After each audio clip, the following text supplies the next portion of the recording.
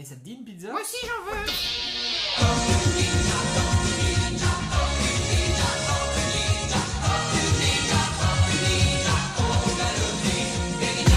Ninja Turtles, le retour en grande pompe des Tortues Ninja au cinéma. C'est l'histoire de Splinter, un humain transformé en rat. Quoi? C'est pas ça? Ah oui, pardon. C'est l'histoire de Splinter, un rat qui a appris les arts martiaux en regardant son maître. Hein? Mais c'est quoi l'histoire alors? C'est donc l'histoire d'April O'Neil. C'est l'histoire d'April O'Neil.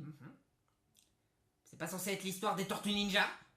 April O'Neil qui est une journaliste jeune et branchée, qui fait des reportages jeunes et branchés, mais qui aimerait devenir une vraie journaliste de terrain, de fond.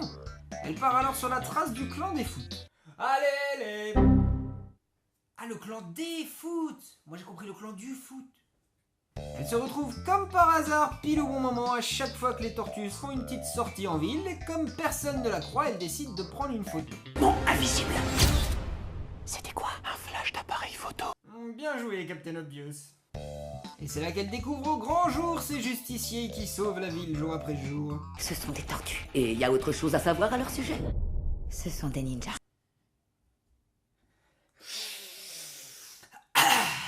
Et puis bah y a un méchant. Le méchant est méchant, alors les gentils ils vont taper les méchants. Et puis ils vont taper le méchant, alors les méchants, c'est les gentils qui ont gagné. Je spoil rien du tout, on le sait déjà dans la salle que ça va se passer comme ça. Et vous savez pourquoi? Parce que c'est un film pour enfants. Rien de plus. Aucune valeur ajoutée, aucun humour qui fera rire quelqu'un de plus de 8 ans. Aucun second degré compréhensible par les adultes, hormis la pseudo-relation d'April O'Neil avec son collègue et 2-3 plans sur ses fesses. Y a pas à dire, c'est les meilleurs passages du film.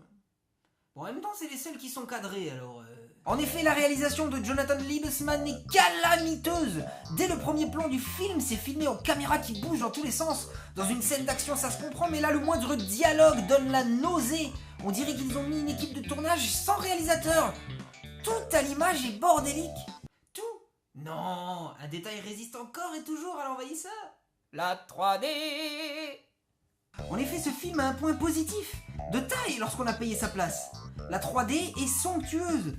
Pas dans son immersion, très peu d'objets sortent de l'écran, mais la qualité est incroyable. Je sais que désormais c'est une technologie maîtrisée et qu'on n'aura que très rarement de la mauvaise 3D au cinéma, mais je dois dire qu'ici c'est absolument bluffant. J'ai donc passé 1h40 à regarder les 4 coins de l'écran pour voir la qualité de la 3D, voilà.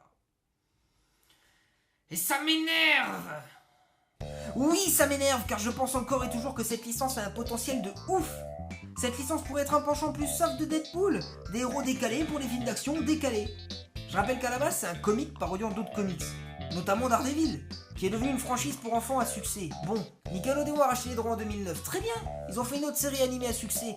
Très bien, pour eux, je suis content. Mais en adaptant le film au cinéma, pourquoi pas essayer d'élargir la cible?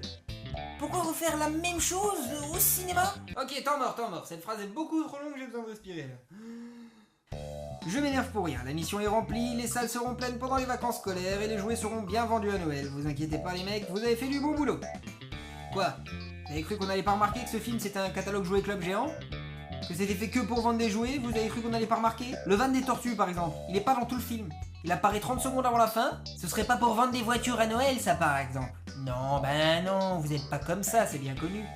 Légitimez-le dans le scénario, faites-en quelque chose. Donnez-nous une autre explication que « Eh, t'as vu mon van, il est cool, hein ?» Bah oui, quitte à nous prendre pour des cons, autant trouver ça cool.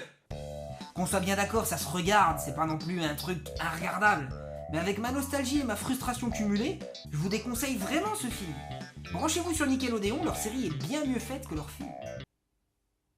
Un petit mot de la fin?